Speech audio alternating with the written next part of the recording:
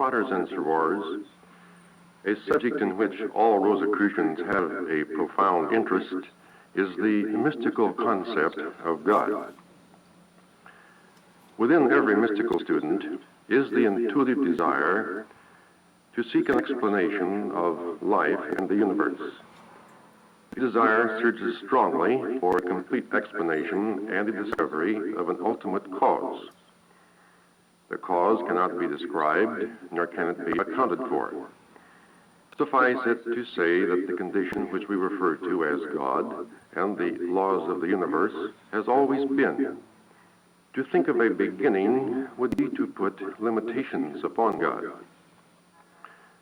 We look upon the God condition as the animating principle of the universe. The God power, the source of the entire universe, seeks expression and self-realization. The mystic conceives a God condition that is harmonious and seeks to blend himself into this condition of harmonium. The human conception of God is in evolution like man himself. The changing beliefs of the race in the source of life are paralleled by those of the individual, which slowly change from infancy to maturity. It is understandable why man has conceived God in his own likeness. Thinking man in various eras has had varied God concepts. The God of the Old Testament is not the God of later times, nor is the belief in God which a child holds one he will cling to in his maturity. The God of our descendants 1,000 years hence will very likely differ from ours of today. The mystic finds that for him, God is evolving. As the stature of God grows in us, so do we witness our own spiritual advancement. We visualize a just condition of cosmic laws and see symbolized the growth of human ideals, the widening freedom of men in a world of physical things, and a diminished terror amid the inexplicable forces around us.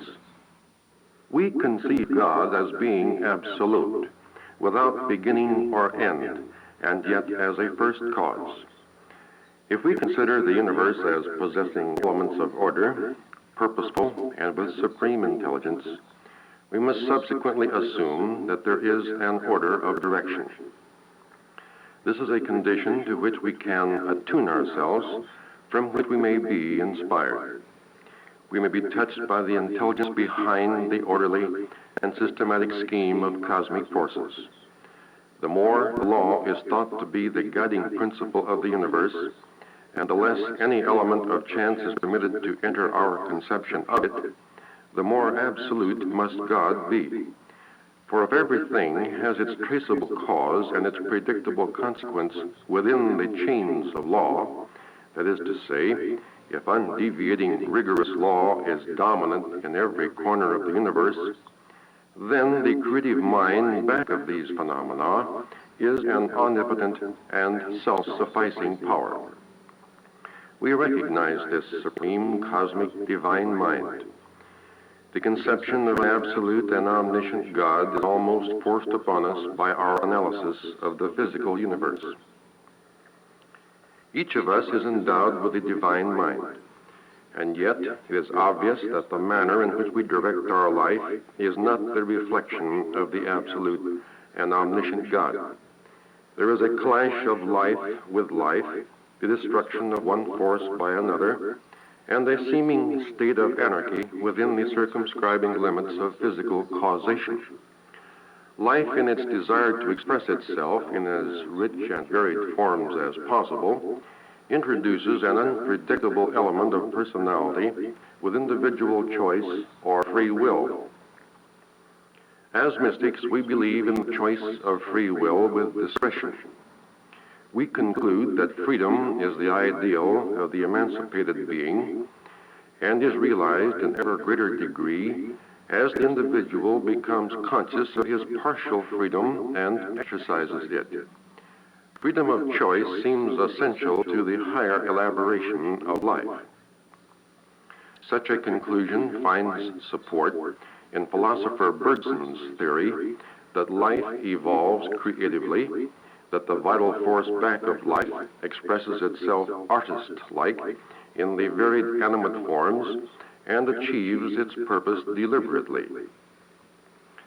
Man, endowed with the life force, can consciously utilize cosmic forces in the accomplishment of a definite end. In much the same way does the divine intelligence direct cosmic forces. The intelligent power feels its way over, through, and around obstacles. We think of God as the creative force wrestling with stubborn matter. The life force, in its effort to subdue matter, dashes itself against this obstacle and that, is pinched and crushed, but survives and slowly acquires domination, although often at the cost of sacrifice and pain. Personal pain becomes the inevitable accompaniment of life's progress until the time when man becomes sufficiently alert and master of himself, and the life force brings new depth to the mind through understanding and experience. The pain experienced by man is his, and not God's. As wonderful as are the processes of nature, they need to be supplemented by human intelligence if they are to be adapted to the needs of men living in a highly complicated world. Too often man forgets that he is a part of nature, that cosmic forces are functioning in and around him. Our physical needs seek satisfaction at the hands of a guiding intelligence. And because nature was unable to perfectly realize ultimate ends through her natural processes, the human intelligence was developed to aid her in achieving the purposes for the welfare of man.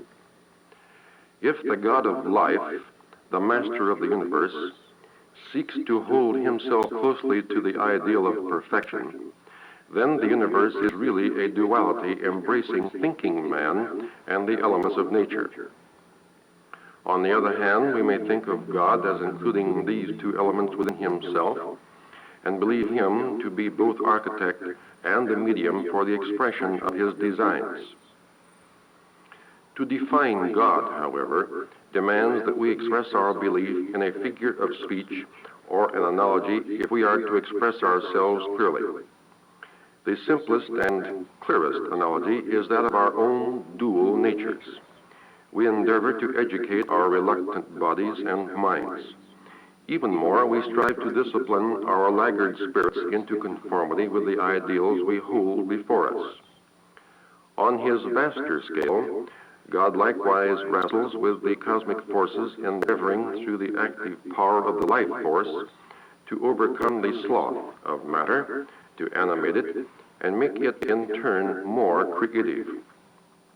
In this contest with the less vital elements of his nature, God too may grow even more keenly alive and may realize himself more completely in the transformation of his own being through the thoughts, actions, and ideals of humanity. Is this not the personification of the God force seeking to transmute matter into living forms and to refine the thought, actions, and character of every individual, and whose aim seems to be the realization of self in forms of life ever higher and more complex? The term God, then, mystically speaking, is merely a name for the whole of life, or for the larger universe embracing both life and matter, the two being a duality. To us, this pantheistic conception of God and the universe is the most plausible, wherein God is in and of everything, that is, everything is a part of God or his expression.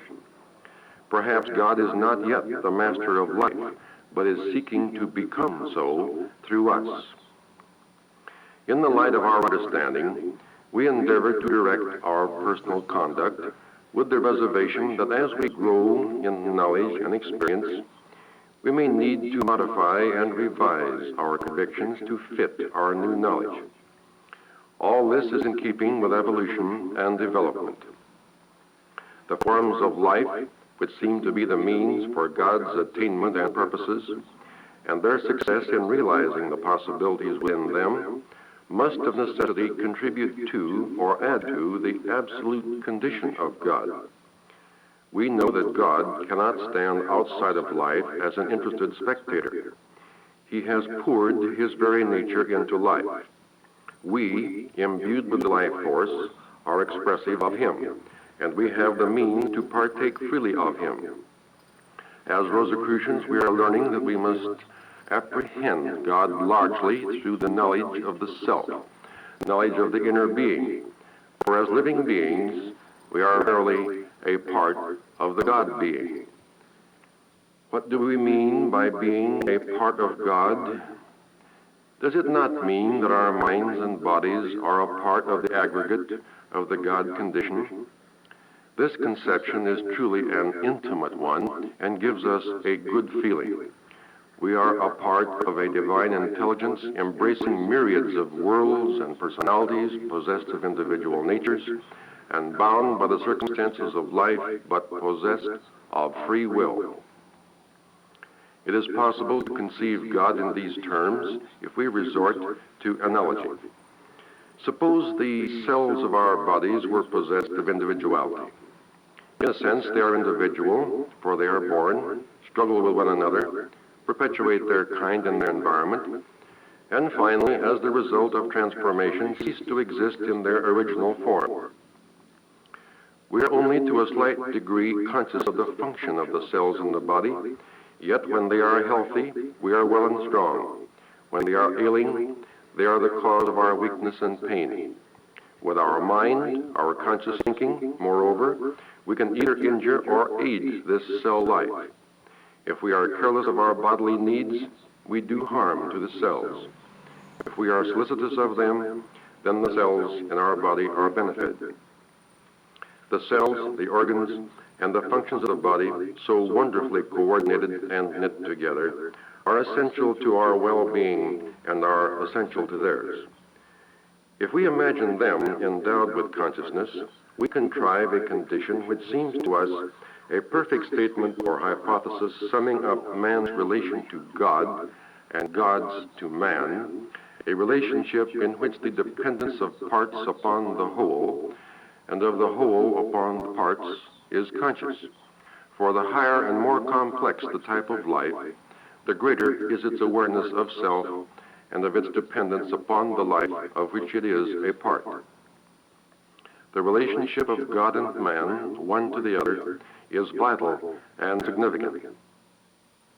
From the days of primitive beliefs, when man was a considerable being, through eons of time, man's widening conception of the expansive universe caused him to become so small a creature, and the term of his existence so brief, that he was forced from very modesty to consider himself as of little importance in the scheme of nature.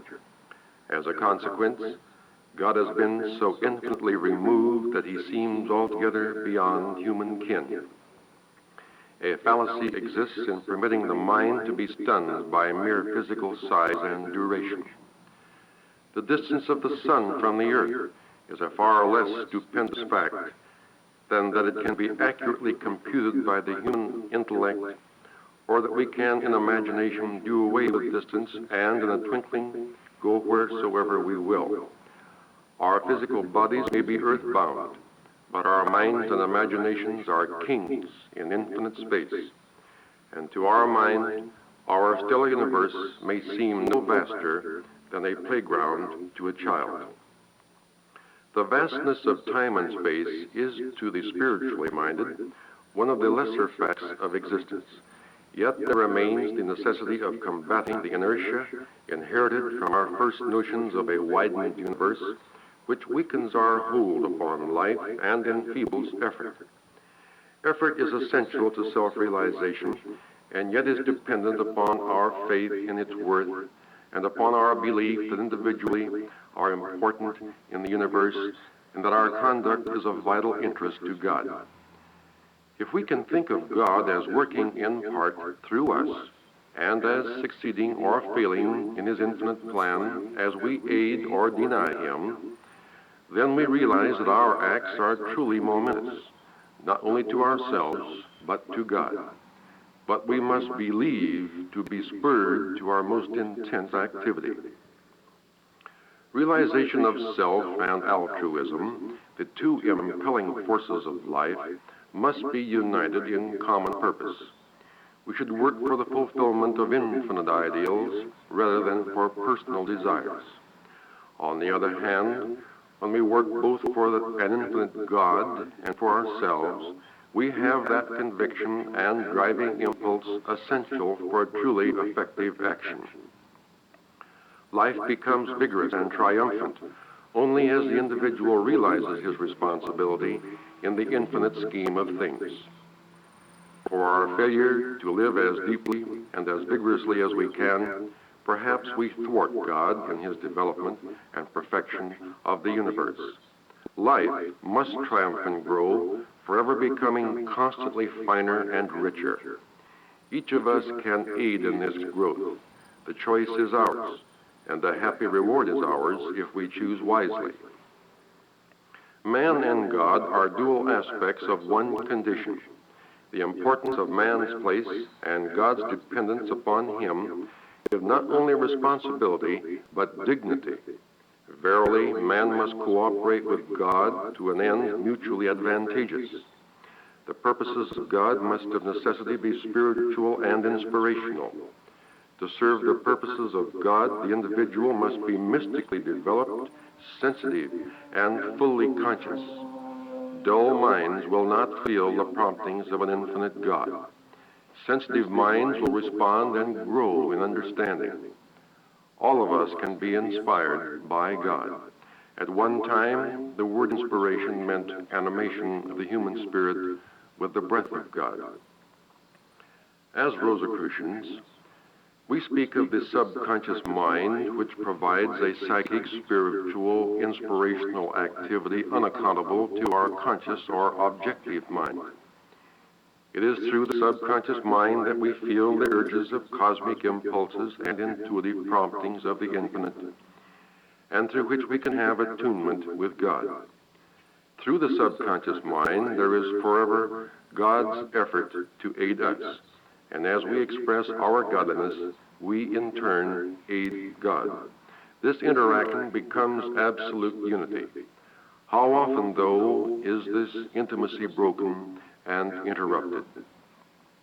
Without infinite attunement and conscious relationship with God, there are times when we feel we are in a friendless universe. At all times it is possible, as we well know, to enjoy that mysterious kinship with the Supreme Mind and sense the great harmony and unity of all, to see good and beauty in the trivial acts of daily life, and nobleness in every aspiring man and woman. In attunement with the cosmic, we become aware of the first cause.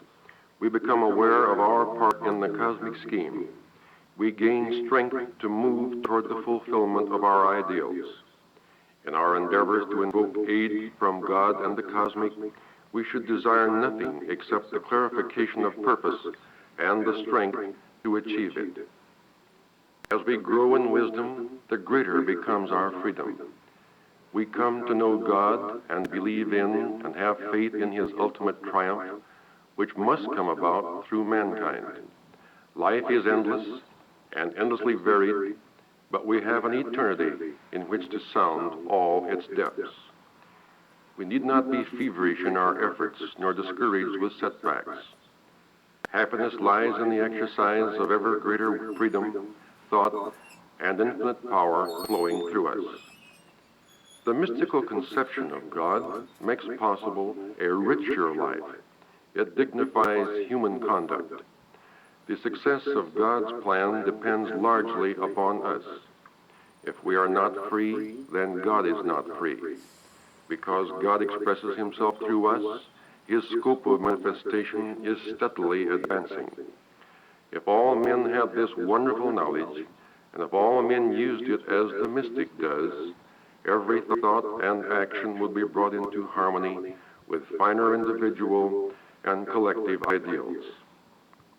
Fratres and sorors, because we are a part of all creation, we find in our seeming littleness and insignificance something which has high and eternal value. We are of use to God, even as God is necessary to us. The splendor of this truth, shrouded in the radiance of infinite light of the God of the cosmic universe, brings us profound realization to be experienced only within the God of our hearts.